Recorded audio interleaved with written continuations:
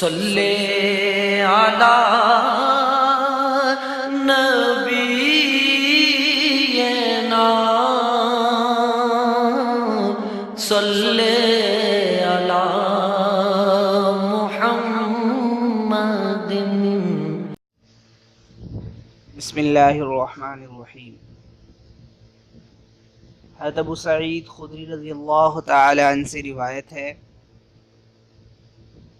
رسول اللہ صلی اللہ علیہ وسلم نے فرمایا، مومن بھلائی سے ہرگز سیر نہیں ہوتا یہاں تک کہ وہ اپنی آخری منزل جنت میں پہنچ جاتا ہے۔ اسے ترمذی نے روایت کیا ہے اور کہا ہے یہ حدیث حسن ہے۔ جزاکم اللہ خیر۔